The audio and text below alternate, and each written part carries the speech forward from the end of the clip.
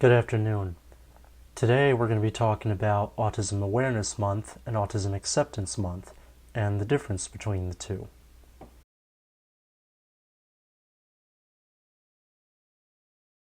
To celebrate Autism Acceptance Month, I'm wearing my Boycott Autism Speaks shirt, and I'm sure you probably can guess that we're going to be talking a little bit about Autism Speaks, which I've covered them in all my other videos thus far, but I'm also going to be focusing on the Autistic Self-Advocacy Network, who are their rivals and the organization that autistic people turn to themselves, because Autism Speaks is not run by or for autistic people. Although Autism Awareness Month is most associated with Autism Speaks because they popularized it, it was actually the Autism Society of America that created it back in the early 1970s. That organization was founded by Ivar Lavas, who is the creator of ABA, and Bernard Rimland, who is one of the original anti-vaxxer warrior parents. So yeah, that's a pretty scary duo, but I don't want to go too off topic. One of the reasons that Autism Awareness Month is most commonly associated with Autism Speaks is because they made it an international holiday and have gotten the United Nations to have it recognized around the world.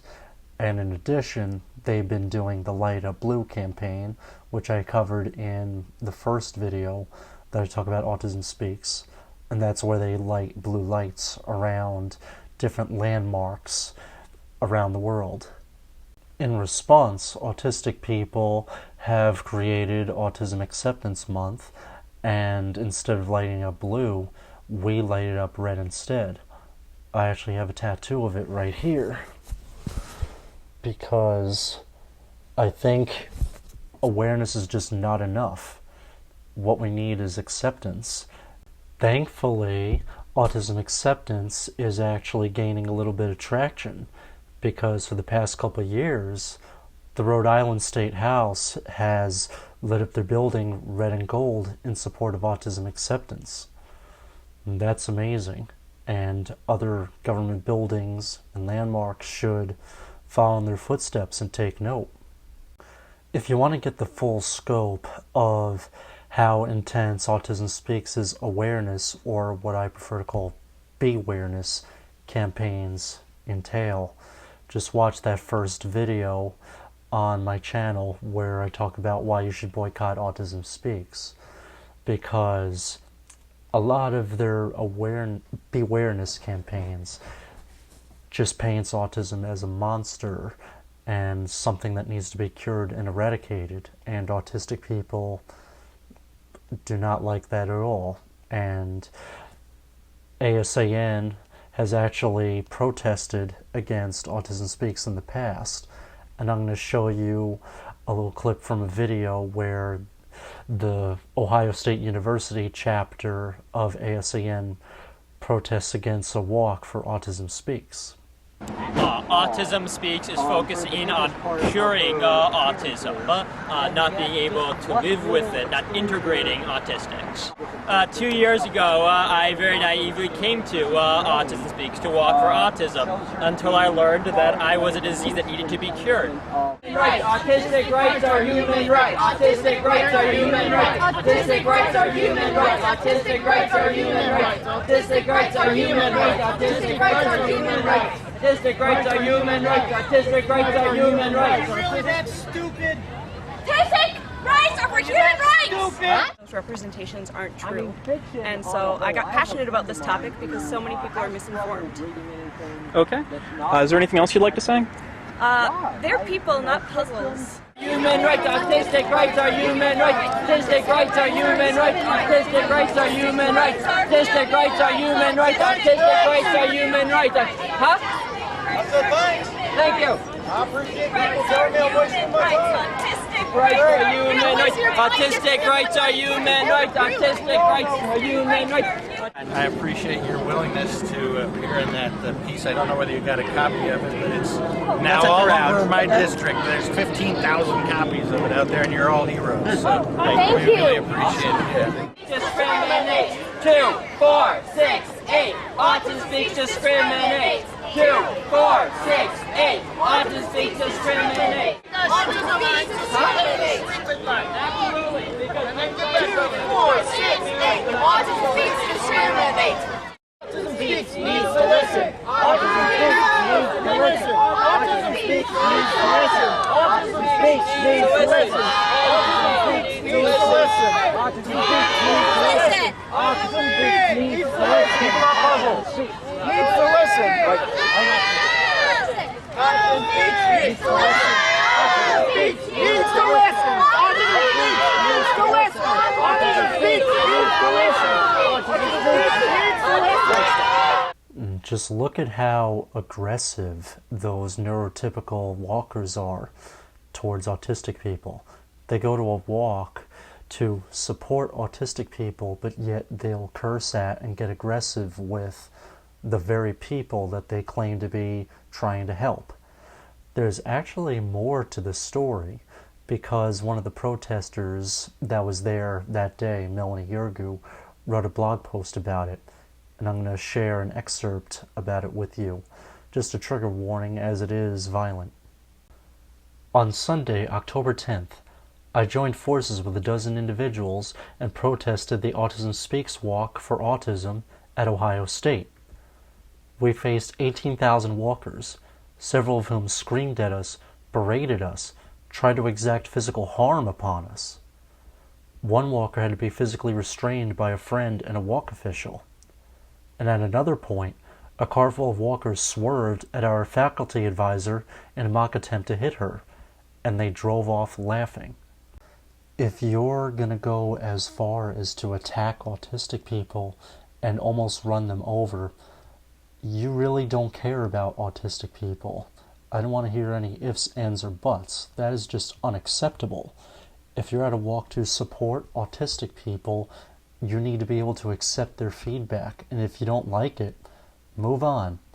Don't be immature, like saying, "Oh, I'm glad people tell me I'm wasting my time."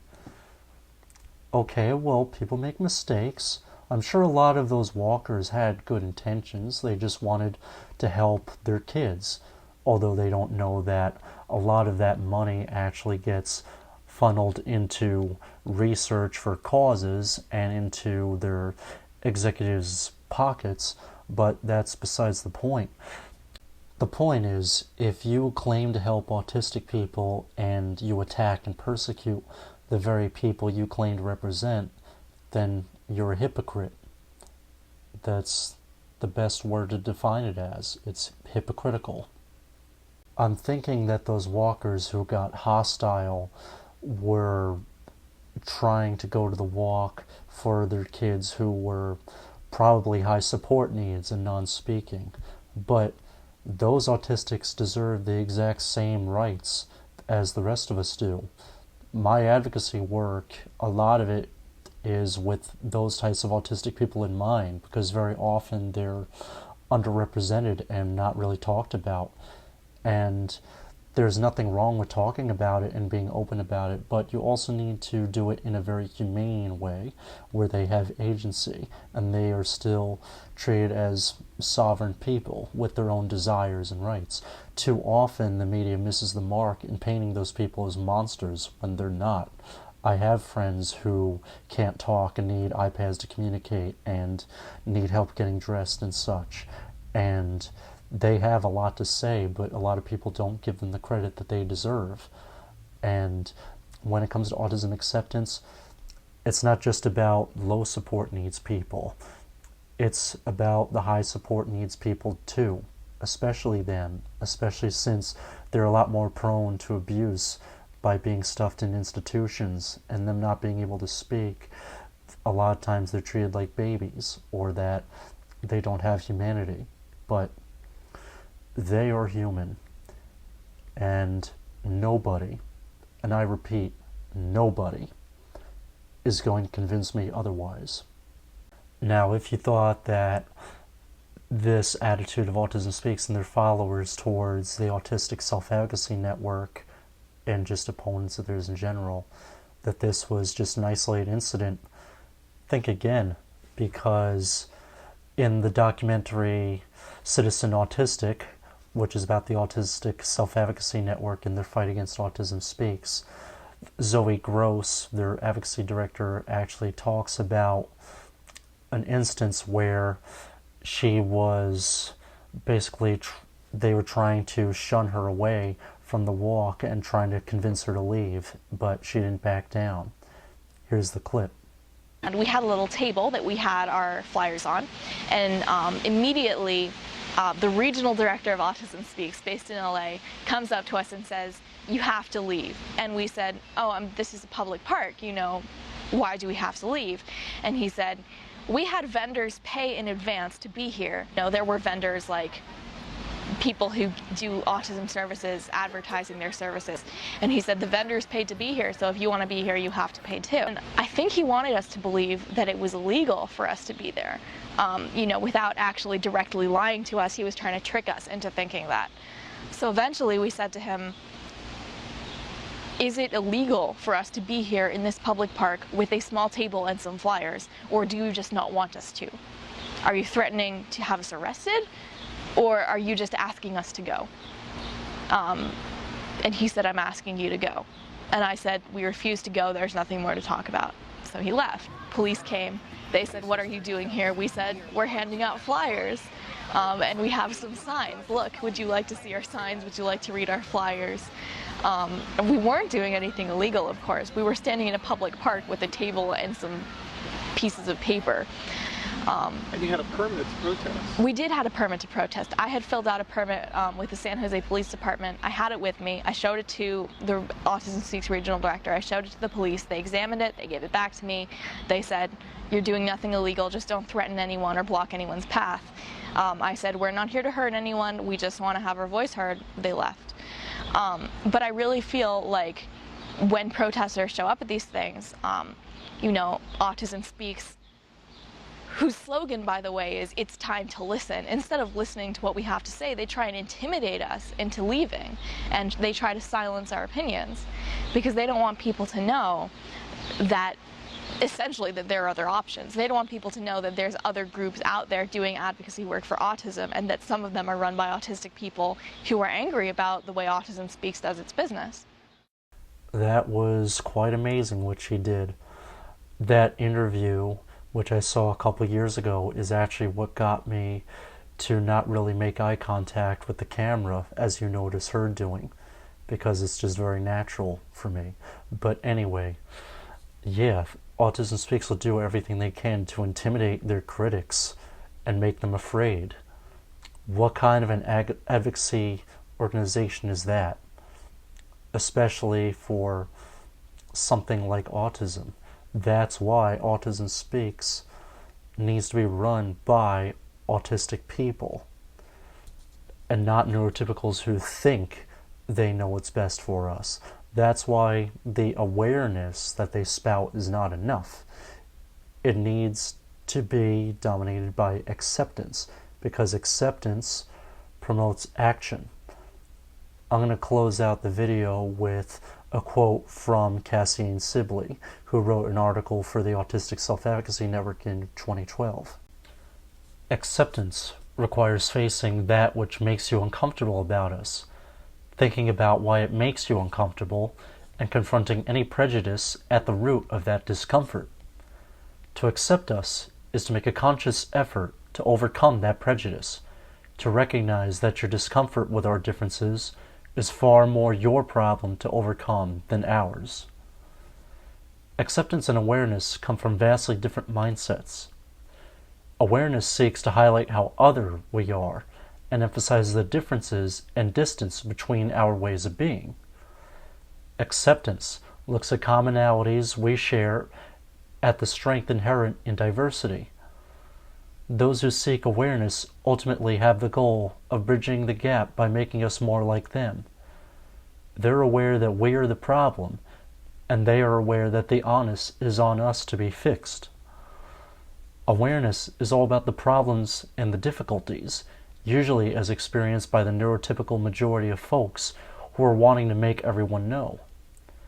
Awareness makes sure the world knows how difficult we make it for those around us. Acceptance, though. Acceptance says, you're you, and that's pretty awesome. I am me, and that's pretty awesome. Acceptance seeks to meet us where we are, or at least far closer to equitably than awareness does. Those who accept are not seeing us as projects or as charity cases. Those who accept us don't tolerate us. They embrace us, differences and all. People who are aware care about us in spite of our quirks and challenges. The people who are accepting, who I know, care about me in part because of my quirks and challenges.